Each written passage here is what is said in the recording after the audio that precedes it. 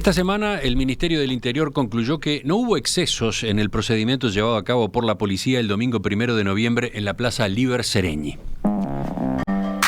El Ministerio divulgó el martes un video que resume aquel procedimiento con filmaciones y fotos y explicó además por qué se detuvo a 11 personas aquella noche cuando, por otro lado, 3 agentes resultaron lesionados. Mientras tanto, la Fiscalía continúa su propia pesquisa, teniendo a esos 3 efectivos como denunciantes.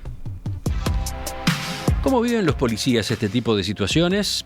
¿Qué dice el gremio que los representa? ¿Se logró ya el protocolo que se reclamaba para aclarar las dudas sobre la forma de actuar en casos de aglomeraciones incompatibles con la emergencia sanitaria?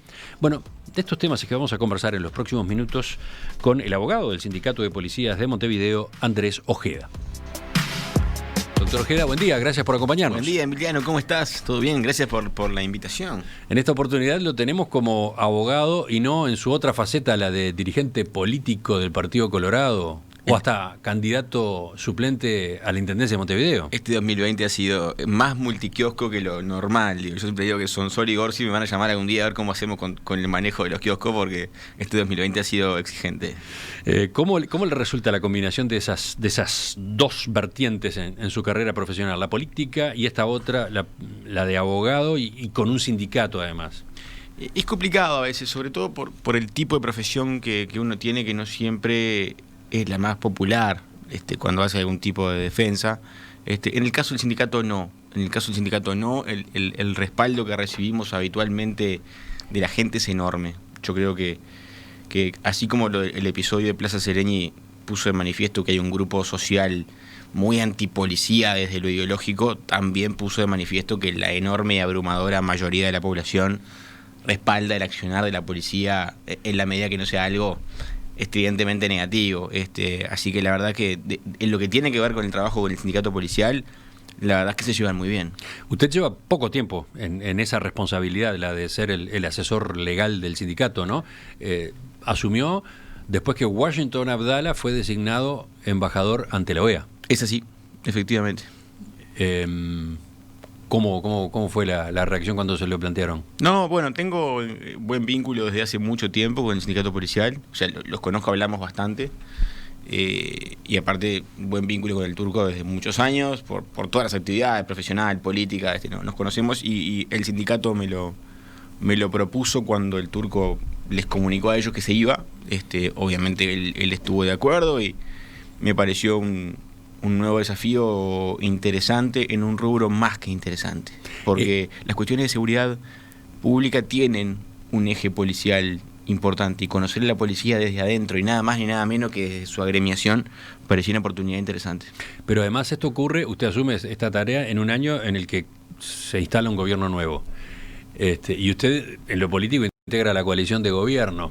La policía está en el centro de la atención, ¿no? Por varios lados, si mejora o no mejora la seguridad pública y si tiene o no tiene una actitud más represiva. Son algunas de las preguntas. Entonces, el hecho de que usted sea colorado, integrante de la coalición multicolor, ¿de qué manera influye cuando juega como profesional asesorando a los policías? ¿Usted va a estar alineado con las políticas, con las decisiones del gobierno? ¿Cómo es eso? Esto es como los equipos de fútbol. Viste que cuando uno se pone camiseta, se pone camiseta. Y hoy es la del sindicato policial. Y viste que vos jugás con un cuadro y por más que seas hincha de otro cuadro o lo que corresponda, tu partido es profesional, los goles que hay que hacer se hacen y vos jugás en el cuadro que jugás. Esto es bien clarito. Yo no he tenido ninguna decisión distinta a la que hubiese tenido profesionalmente por afinidades políticas. Eso no. Nadie se esconde, yo tengo públicamente quién soy, no escondo nada. Pero cuando tuvimos que discutir presupuesto, discutimos presupuesto. Cuando tuvimos que discutir normativa de carácter no presupuestal en el marco de la ley de presupuesto, también lo hicimos, sin ningún problema. Creo que incluso la buena relación que tengo con algunos actores del gobierno hasta me permite otro nivel de franqueza. Nadie se va a ofender porque le digan las cosas con lealtad y en forma honesta. Si no estamos de acuerdo, no estamos de acuerdo. No es la primera vez que nos vaya a pasar y creo que nadie se puede ofender por una discrepancia sana y bien planteada. En ese sentido, el sindicato siempre supo a quién estaba llamando y en qué lugar está uno. O sea, no es que fue algo que ocurrió a posteriori. O sea, es una decisión tomada a conciencia de ambas partes. Creo que incluso, yo digo siempre públicamente, tengo un muy buen vínculo con Jorge Larrañaga. Creo que eso incluso ha ayudado mucho a una comunicación fluida para mejorar las condiciones de trabajo de los policías, e incluso en lo que tuvo que ver con lo que hasta ahora fue el momento más fuerte, que fue el presupuestal, ¿no? Enseguida vamos a meternos en el tema de estos días, que yo planteaba en la introducción. Doctor Ojeda, el Ministerio del Interior divulgó este martes un video donde resume con fotos y filmaciones el procedimiento policial del 1 de noviembre en la Plaza Sereñi, cuando la policía intervino ante una reunión que por su tamaño resultaba aparentemente inconveniente en el marco de la emergencia sanitaria. La conclusión del Ministerio es que no hubo excesos. Ayer lo reafirmó el ministro Larrañaga en una rueda de prensa de esta manera. No se cometieron excesos y donde además tenemos que sí rechazar toda una suerte de epítetos y de acusaciones que se tuvo que soportar por parte del Ministerio del Interior. ¿Usted coincide con esa visión? Sí, y de hecho me comprende las generales de la ley, porque lo vengo diciendo y lo venimos diciendo del sindicato desde el lunes siguiente a ese domingo. Ahora, hablando de las repercusiones, después de los hechos, a las pocas horas, un comunicado del bloque antirracista señaló que el procedimiento fue racista, autoritario, violento. ¿Cómo examinó esa denuncia? Yo todavía no salgo de mi sorpresa por ese tipo de declaraciones. Sabe que los que dirigieron el operativo son netamente afrodescendientes, ¿no? O sea, los policías responsables del operativo ese día de Plaza Sereñi son afrodescendientes. Por eso hasta parece hasta irónico y paradójico la acusación de racismo. Ya la descarto por ridícula, para empezar. Pero hubo otros comunicados. Sigo. A ver. Mira, hubo muchos comunicados de todo tipo, pero las acusaciones son siempre las mismas, sin perjuicio de dónde vengan. Son por ejemplo, de racismo, de violencia y demás. Uno que firmaron Bloque Antirracista, CERPAG, Madres y Familiares de Detenidos Desaparecidos, Reactiva, Cotidiana Mujer, la Intersocial Feminista, la Sociedad Uruguaya de Actores, entre otros, dijo que el operativo fue represivo e indicaron que se recurrió a motos, escudos, balas de goma y palazos. Destacaron ese tipo de herramientas que se usaron, ¿no? Fíjese usted todo el ruido que hubo alrededor de esto, y cuando le pasamos el colador a todo esto, no hay una sola denuncia formalizada de la Fiscalía contra el procedimiento policial. Ni una. Lo único que hay en la Fiscalía presentado con nombre, apellido y firma son las 3 denuncias de los policías que fueron agredidos y lastimados. Cuando todo esto le pasamos el filtro de todo el ruido público en el marco de un referéndum de la LUC y en el marco de lo que tiene que ver siempre la discusión de seguridad pública como bastión electoral político, el único que queda de rehén es el policía que está en el operativo, que es el que pone la cara y que tiene que bancar todo lo que le pasó ese día. Solamente en Uruguay hablamos de brutalidad y represión policial en un operativo que no tiene un solo herido, salvo 3 policías. Y hay locos. Ahora, ¿por qué puede pasar que las personas que se encuentran en el espacio público terminen agrediendo a los policías? Porque de eso estaba hablando usted, de eso hablaba el ministro, ¿no? No hubo agresiones de la policía a la gente, hubo agresiones de la gente a la policía. ¿Cómo se explica eso? Yo creo que tiene un componente de fondo, que no tiene nada que ver con la pandemia. Yo eso lo removería, porque ahí uno se entreviene la piola.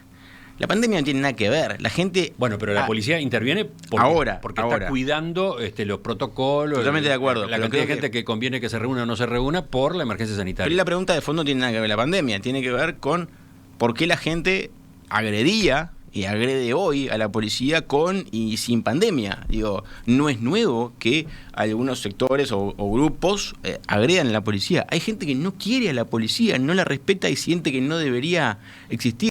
Mucha gente de algunos grupos, incluso los firmantes de estas declaraciones, todavía tienen reminiscencias de épocas de dictadura. Digo, y un policía hoy de 19, 20, 21 años no debería estar cargando con lo que ocurrió o no ocurrió hace 30, 40 o más años. Entonces, evidentemente, si en este caso, como el de Plaza Sereñi, ese mismo fin de semana ocurrieron 350 operativos de exhortación, no hubo ningún problema.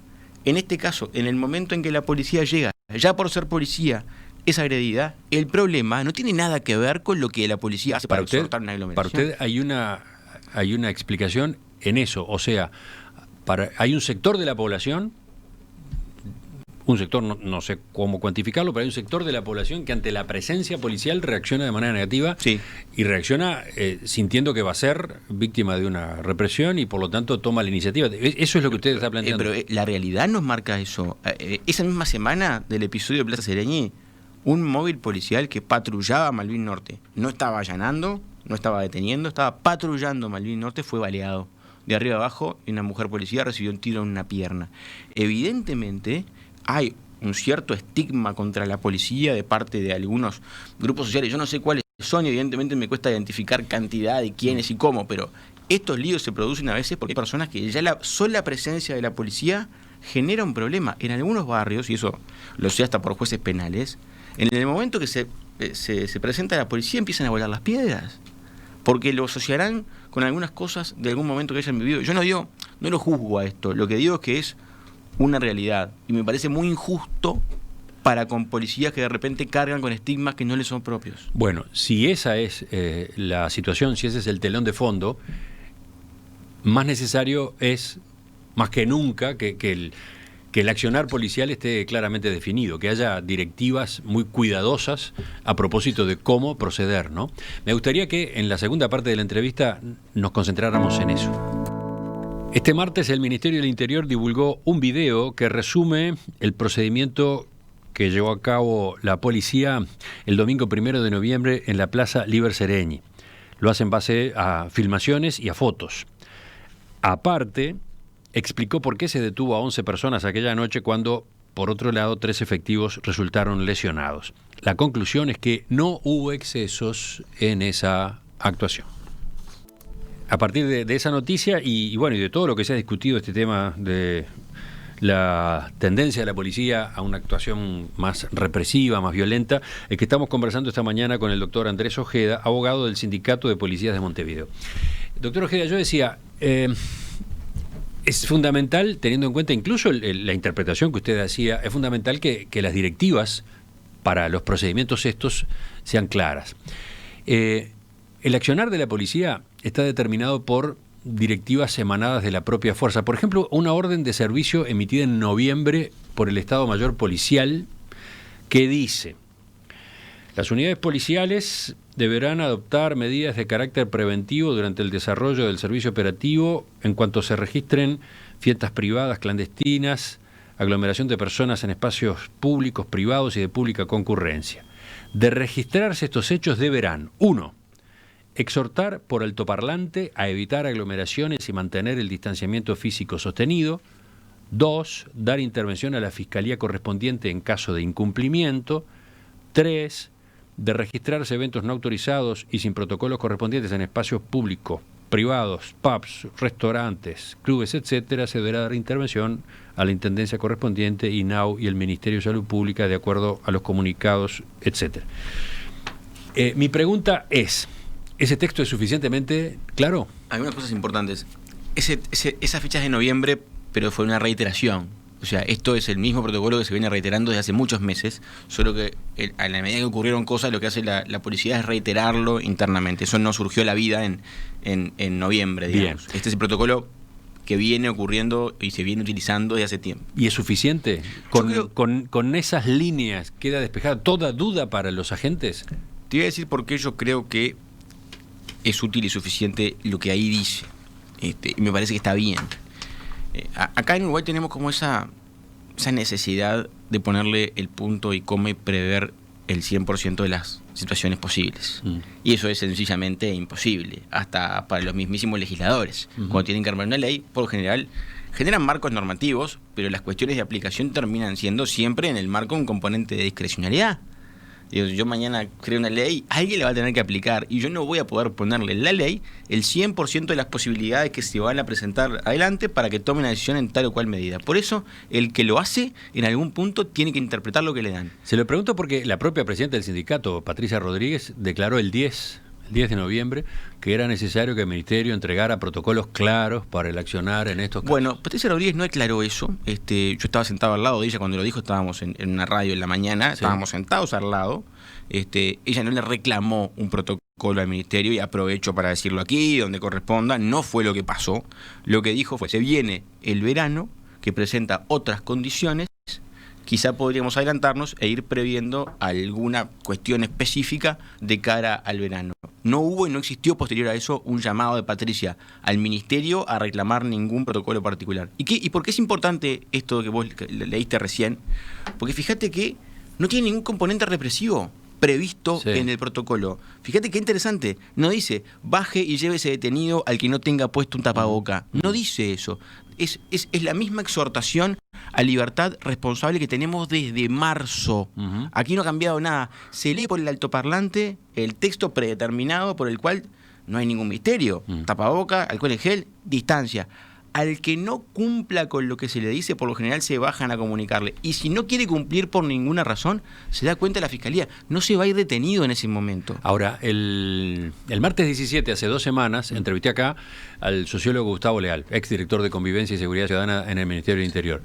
Él señalaba que después de aquella orden de servicio, esta que yo estaba repasando, para complementarla se agregaron otras a nivel departamental, para ir más a fondo, para ir a una mayor precisión. ¿Eso fue así? ¿Se debió aclarar desde los mandos policiales en qué circunstancias es que hay que actuar y cómo? A mí no me consta que se haya agregado nada. No digo que no. Yo no estoy dentro del Ministerio del Interior. Bueno, él leyó acá.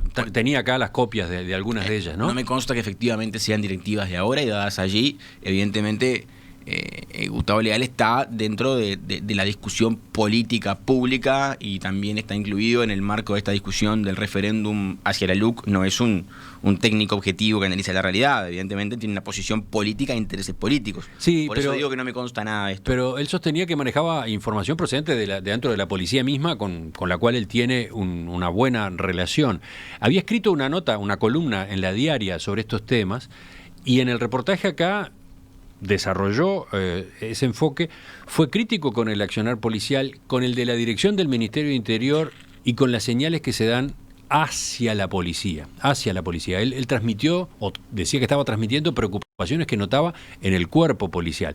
Incluso marcó matices con usted. Vamos a escucharlo brevemente. Yo lo he leído también a Ojeda y lo he escuchado.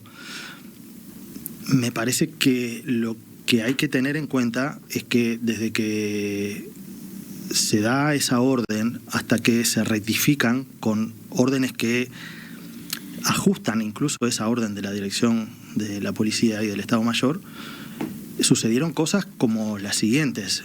Por ejemplo, policías que en base a esa orden de que había que exhortar, evitar aglomeraciones, en Juan Lacase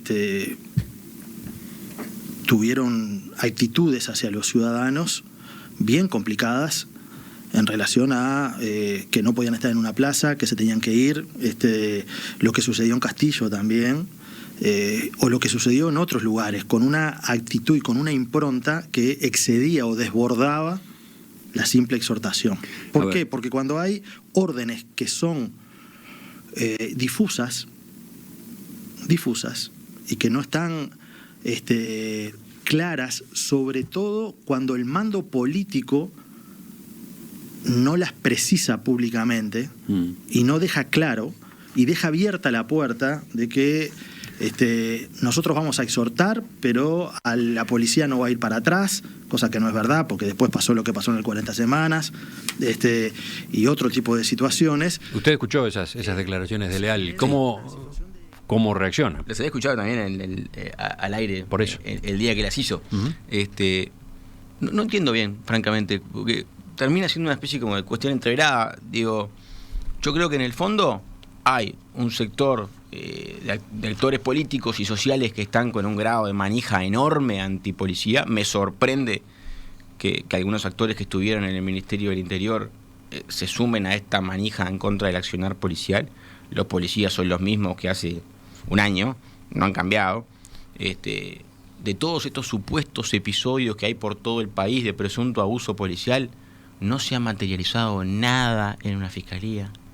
Nada. No hemos tenido un policía formalizado por abuso policial. Cuando le pasamos el colador no queda nada, esto es puro ruido y es responsabilidad nuestra romper con los relatos, porque si yo vengo todos los días acá y digo que el cielo es verde, vos el lunes vas a mirar para afuera por las dudas a ver si el cielo es verde, porque te lo repitieron 5.000 veces. Pero él le atribuía responsabilidad a la cúpula del Ministerio del Interior y al propio Jorge Larrañaga. Él señalaba que a través de órdenes internas se ha tenido que enmendar la plana al discurso público del ministro que se autodefinió como un hincha de la policía. Él decía que ese concepto, la forma como se había dirigido a los efectivos, era de algún modo un incentivo a determinado tipo de conductas que son las que no corresponden. Todos sabemos que los hinchas irreflexivos solo se destacan en el grito, pero aportan poco al prestigio del club. En muchas ocasiones le hacen perder puntos con sus actitudes, decía Leal. Las consideraciones políticas de Leal sobre Larrañaga y la discusión política entre ellos, evidentemente, esto no, como te decía, no es un análisis objetivo de técnicos, es el ministro del Interior con el que iba a ser ministro del Interior si ganaba el otro partido, o sea, evidentemente es una discusión política que tiene componentes de campaña mucho más allá. Y otra vez, ¿quién es el rehén de todo este lío? El policía que está en la calle con sus implementos y teniendo que dar la cara. A mí, francamente, me vuelve a sorprender. A mí no me consta nada de la información interna de pasillo que dice que tiene y no tiene. No me voy a poner a discutir públicamente con Gustavo Leal qué información tiene y no tiene. Me tiene sin cuidado. ¿Tá? La realidad es la realidad. Lo que palpamos y tocamos. Y las denuncias, si hubo abusos, que se hagan. Y si hubo reales abusos, que se castiguen. Pero cuando pasamos raya, esos abusos no existen, son puro ruido. ¿Y saben qué? Esta manija que están dando, que tiene un grado de irresponsabilidad enorme, va a terminar provocando un lío con algún resultado del que se van a tener que arrepentir. ¿A qué alude? Y que el día de mañana, con tanta manija que dan en contra de la policía, y quizás se genere un enfrentamiento, porque cuando uno está dando manija en contra de los operativos policiales de esta manera, está envalentonando a muchas personas a enfrentar a la policía en situaciones indirectamente. Y si mañana se produce un enfrentamiento y termina un lesionado, termina un herido, termina un muerto, ¿de quién va a ser la culpa? Digo, el que tiene un micrófono y una posición de gobierno, no es el caso de Leal, pero sí de otros, o una posición social en algún grupo importante, tiene responsabilidades en su discurso. Y no todo vale por juntar un voto contra la LUC. No todo vale. Hay cosas que están adelante. La vida de los policías y la vida de la gente está antes que los intereses electorales de un grupo o de otro. Ahora, si las cosas están claras, me gustaría repasarlas. ¿Qué le parece si vamos a los puntos críticos de estos operativos? Tengo marcados 4, a ver si son 4 o 5, déjame ver. 5. Punto 1. ¿Cuándo hay una aglomeración? Yo creo que, mira, ha habido mucho ruido por el tema de circunscribir numéricamente el concepto de aglomeración. En algunas ocasiones quedan dudas sobre si en el lugar existía una aglomeración que fuera complicada desde el punto de vista sanitario. A mí me parece, ¿sabe qué? Es completamente irrelevante qué número es una aglomeración. ¿Por qué? Porque la consecuencia que el propio protocolo prevé no es sancionatoria. Entonces, nunca es demasiado exhortar de más. ¿Cuál es el problema con que le lean el altoparlante a 10, a 5, a 2, a 1 o a 50? ¿Le va a venir mal? Porque el tema de la aglomeración sería relevante si me dijera, bueno, vamos a tomar una actitud de limitación de derechos, entonces definamos qué es aglomeración por ley. Perfecto. Ahora, para leer por un altoparlante que por favor guarde las medidas de seguridad, yo preciso tener definida cuánta gente es. Me parece que uno no puede poner la carreta delante de los bueyes. No es muy importante cuánta gente es una aglomeración. Pero lo cierto es que no está definido. No. El director nacional de policía, Diego Fernández, cuando estuvo en comisión en el Parlamento esta semana, explicó que a cada departamento le llegaron de parte del Ministerio de Interior órdenes generales y muy claras. En cuanto a cuándo se considera que hay aglomeración, explicó que no se puede determinar por un número, ya que depende del lugar, del espacio y de la cantidad de personas. La decisión acerca de si hay o no aglomeración para llevar adelante un operativo de exhortación queda a criterio del superior, porque para eso está y por eso el Estado le paga un sueldo. Pero veámoslo juntos. Eso está bien en la crónica del País. Pero te pregunto, ¿cuál es el riesgo de que de no saber, o cuál es la consecuencia práctica negativa de que no tengamos un número de gente que define aglomeración? ¿Cuál es la consecuencia? Si son 2 y un señor policía resuelve que hay 2 personas tomando mate en una plaza en el interior y les lee el altoparlante. Puede pensarse que si la policía está exagerando va a exacerbar los ánimos. Pero ¿cuál es la consecuencia de que esta gente el día de mañana no se separe? O no se ponga un tapaboca, o no deje de tomar mate. No se los va a llevar retenidos. Bueno, ese es el segundo punto, ¿no? La tarea de exhortar. ¿Qué marco legal tiene? ¿Y qué marco legal precisa la policía para exhortar? Se lo pregunto porque el derecho de reunión está garantizado por la Constitución. Dice la Constitución, artículo 38, queda garantido el derecho de reunión pacífica y sin armas. El ejercicio de este derecho no podrá ser desconocido por ninguna autoridad de la República, sino en virtud de una ley y solamente en cuanto se oponga a la salud, la seguridad y el orden público. Completamente de acuerdo. Esa ley no está. Pero esa ley... A ver, vamos a ordenarnos de vuelta. Porque esto lo he escuchado tantas veces ya y aparte a mí me salta la vena acá atrás porque hay cosas que se instalan en el marco del relato y el ruido que yo a veces me saco el sombrero cómo te instalan una miga de pan y te la inflan como si fuera el mundo entero. Acá estamos para eso, en esta entrevista, para me que parece usted que está responda bueno a todo eso y lo aprovecho aclare, para decir... Díganme ustedes, muéstrenme por favor, si no yo no entiendo, me lo dibujan con crayolas, ¿dónde un protocolo de exhortación en alguna medida limita el derecho de reunión? Si yo le pido a la gente que haga algo y la consecuencia de no hacerlo no es llevársela detenida, la gente, si quiere, va a seguir reunida ahí. Lo bueno es que el Uruguay, en el marco de esta actitud de libertad responsable, en el 99,9% de los casos, la exhortación logra el cometido. La gente no se va del lugar, pero toma... A ver, la exhortación no es váyase para su casa y enciérrese abajo de la cama. La exhortación es precauciones. Tapaboca, alcohol en gel, distancia. Uno puede tener una reunión con precauciones, o no. Si no, no se reuniría nadie hoy. O sea, ¿se puede poner el tapaboca y seguir en el mismo lugar? Sí, por supuesto. Eso es lo que pide el protocolo. ¿Tenemos que hacer una ley para limitar el derecho de reunión, para leer una exhortación sanitaria por un altoparlante? ¿En qué país vivimos? ¿En la Rusia comunista? A mí la verdad que me sorprende, porque aparte he visto abogados y profesores que conozco y que les tengo enorme estima, aparte personal, repartiendo esto del derecho de reunión como si lo de Plaza Sereñi hubiese sido una disolución de reunión dictatorial, casi que como usted no puede reunirse. Cosa ridícula. Me pregunto si la población tiene claro todo esto. Porque ahí hay otro punto delicado en estas situaciones que se están planteando. Recién yo leía esa orden interna, ¿no? Esa orden interna, a ver si vuelvo a encontrarla porque los papeles se entreveran. La tengo muy presente. La orden interna que dice exhortar por altoparlante a evitar aglomeraciones y mantener el distanciamiento físico sostenido, dar intervención a la fiscalía correspondiente en caso de incumplimiento. O sea, en ningún lugar dice que la policía llévese vaya detenido a disolver la aglomeración. ni a llevarse detenido. Está bien. Al que no cumpla. Pero mi pregunta es si la gente sabe eso. Si la gente sabe que después de esa exhortación no va a venir la disolución por la fuerza. ¿No hay un tema de comunicación a propósito de cómo es el protocolo, a propósito de qué es lo que está haciendo efectivamente la policía? Es lo mismo que viene haciendo desde marzo. Yo creo que este lío lo empezamos a tener, y esto no es casualidad, ni es ni es algo fortuito, cuando se anuncia que viene el referéndum contra la LUC, que tiene un bloque de seguridad de 100 artículos de los más cuestionados, automáticamente se empiezan a inflar estos episodios. Bueno, pero suponiendo que eso sea así, hay cómo desarticular.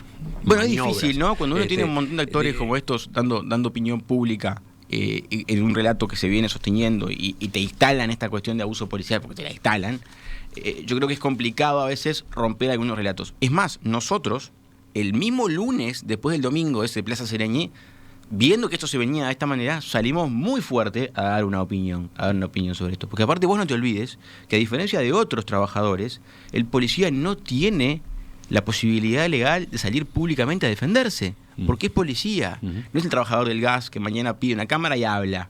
No, aquí o hablan sus representantes o no se defiende. No, pero mi pregunta era esa, si no está faltando una comunicación mejor a propósito de cuál es la consecuencia, cuáles son los límites de ese procedimiento policial. Mi sensación es que ahí se pudo haber cuidado más, se pudo haber hecho más difusión para facilitar las cosas, ¿no? Estamos a tiempo, para echar aceite en ese vínculo que tiene algunas asperezas. Pero sigo, ¿cómo se comunica la exhortación? Tercer punto que me parece importante. Por ahora es una exhortación, de acuerdo, es una exhortación. ¿Cómo se comunica? ¿Se cuida el tono? ¿Se cuida el lenguaje?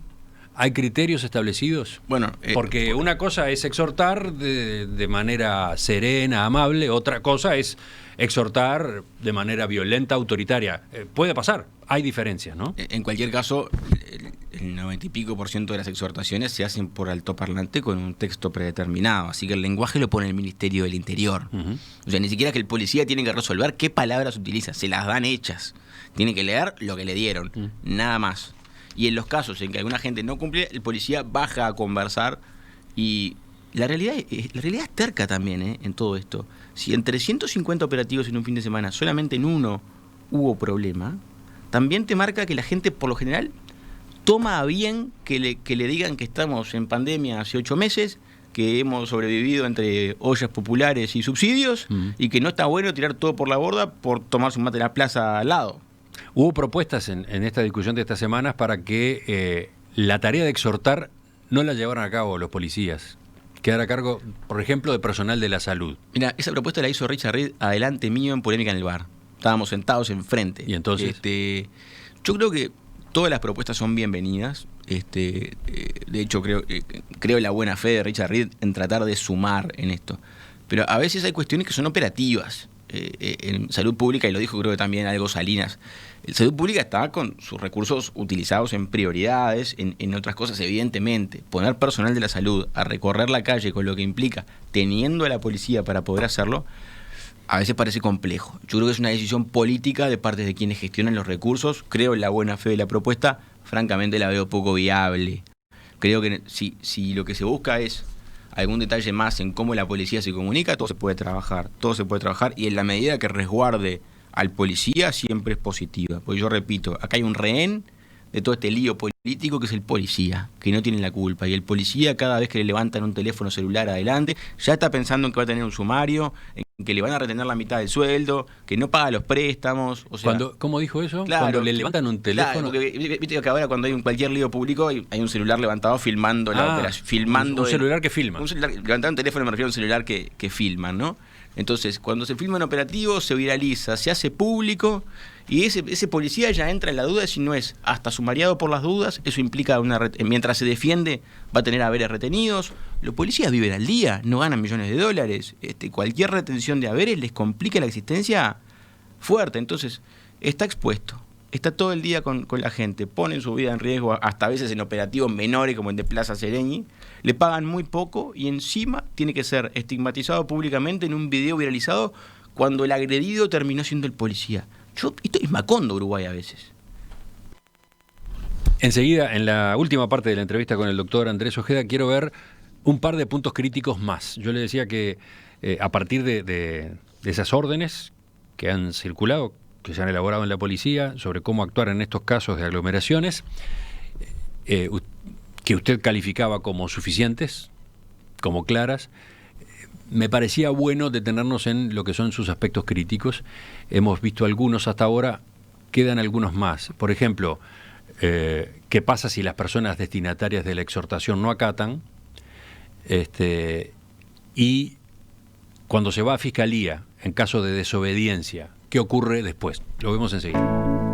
Estamos conversando esta mañana en Perspectiva con Andrés Ojeda, doctor en Derecho por la Universidad de la República, posgrado en Derecho Penal por la Universidad de Montevideo, abogado del Sindicato de Policías de Montevideo, Uruguay. Doctor Ojeda, si tomamos como base la orden emitida por el Estado Mayor Policial, que explica cómo actuar ante aglomeraciones, dice, 1, exhortar por altoparlantes a evitar aglomeraciones y mantener el distanciamiento físico sostenido. 2, dar intervención a la Fiscalía correspondiente en caso de incumplimiento. Usted señalaba, está claro, lo que hay que hacer está claro, pero por las dudas yo quería ir punto por punto en lo que me parece que son los detalles críticos, ¿no? Cuándo hay una aglomeración, el marco legal de la tarea de exhortar, cómo se comunica la exhortación, y me quedan 2 puntos. 1, ¿qué pasa si las personas destinatarias de la exhortación no acatan? Bueno, ahí esto es más allá de lo que hagan los policías en tema jurídico penal. O sea, hay un decreto del Poder Ejecutivo que faculta a la policía a tomar algunas acciones de prevención con referencia a la emergencia sanitaria. Y lo llevo a otro ejemplo, no tan Plaza Sereñi, sino otro distinto. Si mañana a vos te diagnostican positivo, te van a pedir que te quedes en tu casa, te van a seguramente a ordenar que te quedes en tu casa y que no salgas. Si vos salís, estás incumpliendo una orden de la autoridad que básicamente se enmarca en un delito de desacato. ¿Ok? Entonces, cualquier incumplimiento del mandato directo de la autoridad, concreto y directo, no genérico, no una orden general, una orden específica con nombre y apellido que se incumple, evidentemente puede generar un desacato. Entonces, si el policía exhorta el cumplimiento de las medidas y la persona le dice, bueno, ¿sabe qué? A mí las medidas no me importan nada, yo no voy a hacer nada, ¿sabe qué? Acá tengo mi test positivo y no voy a ir a ningún lado. Ni siquiera está previendo directamente el protocolo de la detención. ¿Qué hace el protocolo? Ante una posible comisión de delito, como cualquier delito que se cometa, rapiña, copamiento, piensen en todo, lo que hace el policía es dar cuenta a la fiscalía.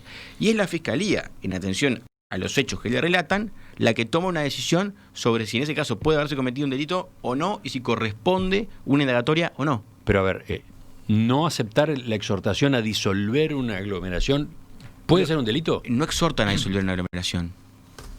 En ningún lugar que está ahí disuelven aglomeraciones. No. Exhorta a tomar medidas sanitarias. Exhortan a evitar aglomeraciones y mantener el distanciamiento físico sostenido. Exactamente. Entonces, si la gente se mantiene cerca.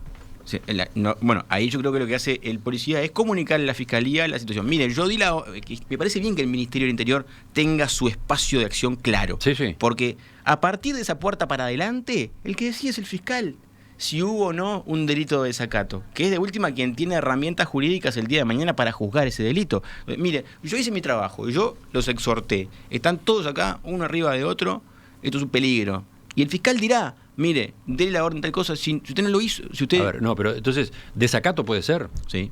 No respetar la exhortación puede ser desacato. No cumplir una orden de un policía puede ser desacato, en todos los casos. ¿Y esto es una orden de un policía, una exhortación? ¿Es una orden...? Y depende de cómo se maneje la exhortación, sí, y depende también del incumplimiento de la medida. Yo lo que he visto es que la exhortación es una cosa bastante coloquial, que en general no genera mayores problemas, cuando en los casos que yo he visto de desacato aplicado real son cuando se violan cuarentenas, por ejemplo. Ahí es distinto. Eso es claro. Pero es lo mismo, la libertad por ejemplo, la libertad personal ambulatoria es constitucional. No hay una ley que limite a la gente a no salir de su casa cuando hay pandemia. Sin embargo, por decreto, el Poder Ejecutivo, a través de Salud Pública, le ordena quedarse en su casa. Si lo viola, es desacato. Eso no le molesta a nadie, y ahí no hay ley. Ahora, si el policía le pide que tome cierta distancia y precauciones, es un escándalo. Ahora, a mí no me parece mal que el policía haga la exhortación y que sea el fiscal el que resuelve si se ha incumplido o no una orden policial. Porque la lectura de esto la hace un fiscal. ¿Qué ocurre después? Yo no he visto casi ninguna detención por incumplimiento de medidas sanitarias en el marco de la exhortación. O sea, la fiscalía notificada por la policía puede darle la orden a la policía de que intervenga, de que arreste, de que tome medidas con la aglomeración, etcétera. Si la fiscalía entiende que hubo desacato de la orden policial o del mandato policial, puede tomar una decisión, pero es una decisión jurídica de la fiscalía en consonancia con el artículo 38 que tú acabas de leer. Ahí se corta la responsabilidad policial y empieza la responsabilidad fiscal, que tiene otras herramientas para manejarse, ¿no? El policía, recordemos que es un policía que a lo mejor tiene sexto de escuela, tercero de liceo y 6 meses de formación policial, más su experiencia profesional de trabajo. A veces tienen 19, 20, 21 años para resolver temas en la calle. El fiscal no. El fiscal es abogado, el fiscal es dedicado a temas de imputación de delitos, le comunican una situación y tiene que tomar una decisión si trae a las personas para indagar o no. En los únicos casos que yo he visto indagatorias son cuando hay agresiones a la policía, que obviamente estamos ante otros delitos que no es desacato, ¿no? Bueno, pero en el caso de la Plaza Sereñi no llegó a darse la notificación a la fiscalía. No. La policía, digamos, entre comillas, reprimió, pero ¿por qué? Porque fue agredida. Lo de reprimió, por lo pronto lo ponemos entre comillas, sí, porque no hay un ¿Cuál es subherido. ¿Cuál es el término? Yo creo que la policía intervino. Llevó a cabo detenciones, pero no, usted dice que no es porque la gente estuviera aglomerada, sino porque hubo personas que agredieron a la policía. Absolutamente, pero no lo digo yo, lo dicen los videos. Y si no quieren ver el video editado del Ministerio del Interior, lo pueden ver completo, porque es lo mismo, no hay mucha diferencia. es muy simple. Cuando el policía, antes de llegar a hablar con nadie, ya empiezan las botellas y los insultos. No llegó a decir ni a qué venía el policía, ¿eh? O sea, ya con el altoparlante, algunos videos caseros que hay en la vuelta, se ve que cuando pasa el altoparlante ya hay gritos e insultos a la policía pasando. Uh-huh. Cuando se baja empiezan las botellas, y con algunos pocos, porque también vale decir la verdad, no es que le agrede toda la gente que está ahí, pero hay algunos, un pequeño porcentaje que sí agrede a la policía. Y si agrede a la policía, ya no hablamos ni de exhortación ni de desacato, hablamos de atentado en forma directa, y esto puede pasar por pandemia, a la salida del estadio, a la salida de un recital o donde sea. O sea, ya no tiene nada que ver con el manejo de la pandemia, tiene que ver con el respetar lo que el policía viene a decirte, o por lo menos escucharlo sin agredirlo. ¿Y con qué armas se actúa? Porque se ha denunciado detonaciones, etcétera. Acá, según explicaban las autoridades esta semana, hubo uso de armas no letales. Eso es bala de goma, básicamente. O sea, a veces lo que hacen es disparar hacia el piso de una bala de goma para que la gente, al sentir la detonación, se disperse, para evitar la agresión al policía, ¿no? Tiende a ser disuasorio, como ellos le llaman, y tampoco es riesgoso porque la bala de goma no es letal, ¿no? Bueno, depende de dónde caiga. Si ni siquiera se apuntaba a una persona, pongámosle que le pegara por un rebote en el piso, evidentemente no sería letal. De todos modos, de vuelta a la comunicación, porque da la impresión de que el sonido nomás y el ver a las armas siendo usadas puede complicar más las cosas, ¿no? Bueno, evidentemente. La gente sabe que se está usando armamento no letal en esas circunstancias, ¿no? Convengamos igual que para que el policía llegue a utilizar un arma no letal y una detonación es porque la situación ya escaló. No es que pasa el altoparlante y donde no se ponga el tapabocas empezamos todos los tiros, porque esto no es el lejano oeste. Digo, el Uruguay, yo siento a veces que cuando escucho algunas declaraciones públicas que estamos en una suerte de Macondo paralelo, cuando vemos alrededor en países como Brasil, Argentina o mismo en Estados Unidos, cuestiones de brutalidad policial, en serio, donde hay muertos en situaciones terribles. La Comisión Interamericana de Derechos Humanos acaba de tener un dictamen muy fuerte contra Argentina por una detención en particular, y ahí sí hay líos de verdad con cuestiones de brutalidad policial. Acá no puede ser que en una plaza en Castillos el policía, que todos se deben conocer aparte, lee el altoparlante y le apedrean el móvil. No puede ser, no puede pasar. Y yo les pregunto a ustedes, ¿qué tiene que hacer el policía ahí? ¿Darse vuelta con las piedras e irse? Ah, no, mire, disculpe que le pedí esto, me voy con los vidrios rotos para la comisaría de vuelta. No, los tiene que detener. No se puede apedrear un móvil impunemente. No está bien eso. En el caso de la Plaza Sereñi, el sindicato está asistiendo a los 3 policías lesionados. No.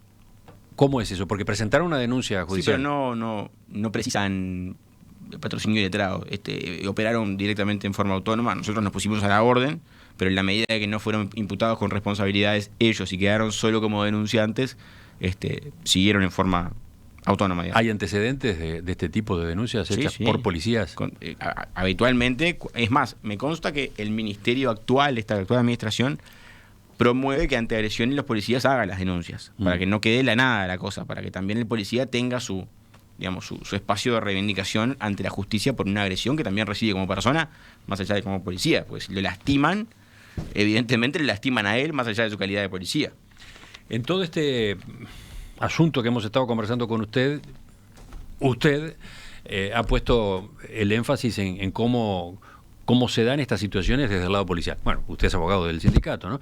Y ha dicho cosas que son interesantes, ¿no? La incertidumbre, la inseguridad con la que muchas veces se mueven por los riesgos que están asumiendo con respecto a su futuro laboral, el futuro de sus ingresos, en función de lo que pueda derivarse de una filmación de un teléfono celular de alguien que esté por allí, etcétera. Veía hoy en Búsqueda que hay una orden en el Ministerio del Interior para que los policías filmen con sus teléfonos los operativos que puedan derivar en situaciones como las de la Plaza Sereñi. O sea, en aquellos casos en los que no haya cámaras instaladas en los uniformes, porque ya hay unas cuantas, que los policías recurran a sus propios teléfonos. ¿Cómo conoce esta orden? No conozco la orden, sé que el Ministerio está en general exhortando a tratar de tener cada vez más registro fílmico. La idea es que se tenga material del Ministerio con cámaras GoPro, pero bueno, hay un tema ahí de costos importante. Algunos tienen, otros no el 100%. Aparte es costo y mantenimiento, ¿no? Sí. Porque la GoPro hay que ponerla, después hay que mantenerla para que siga funcionando. La orden partió del director de la Policía Nacional, Diego Fernández, que enfatizó la necesidad de recurrir a los celulares en procedimientos que puedan derivar en enfrentamientos como el ocurrido el mes pasado en la plaza, este mes en la plaza Liber Seregni. Dice la nota que en agosto el Ministerio inició la compra de 600 cámaras personales para que, sumadas a las 2.000 que hay actualmente, la policía pueda filmar los operativos desde los propios cuerpos de los agentes. Pero esa compra está en curso. Está en curso y además incluso tampoco alcanzaría, ¿no? No, por eso. Pero yo creo que todo lo que es registro fílmico es una garantía para todos. Y sabes una cosa, hay un caso paradigmático, que es aquel del funcionario municipal hace unos meses, que acusó haber sido baleado por la policía. Y yo creo que si no hubiésemos tenido la GoPro del policía filmando, ese policía hoy estaba preso. Porque cuando es palabra contra palabra, por lo general el policía lleva las de perder. Sin embargo, apareció la GoPro y todo se desarticuló. Entonces, yo creo que todo lo que es registro fílmico es garantía. Estamos viendo lo que pasó. Obviamente, cuando tenemos esas filmaciones de la gente viralizadas, siempre son parciales y tendenciosas, ¿no? Porque a veces las contraponemos con las cámaras del Centro de Comando Unificado, que son las de la calle, las del Ministerio del Interior, filman toda la escena y cambia. Por ejemplo, en el episodio aquel de la puerta del shopping de Punta Carreta, ¿se acuerdan que llevaron detenida a una señora? Las filmaciones de los costados eran muy confusas. Cuando uno ve la filmación de la calle, ve un panorama mucho más claro de los intervinientes. Pero en la medida que uno tenga más filmaciones, las puede cruzar y puede empezar a ver qué pasó y no pasó. A mí me parece lo mejor que se vea todo. Porque de última ahí tomamos decisiones con hechos a la vista y no con reproducciones testimoniales de gente involucrada que siempre vienen teñida de verdadera opinión. No son testigos, son denunciantes. Doctor Andrés Ojeda, abogado del Sindicato de Policías de Montevideo, Uruguay, le agradezco que nos haya visitado esta mañana. Gracias a ustedes, siempre nos viene bien tener esta oportunidad para despejar algunas cosas, así que disculpe la demencia en algunos casos, pero uno es como es, Dios. Volvemos a conversar en cualquier momento. Gracias a ustedes. Y ahora viene la tertulia, la de este jueves.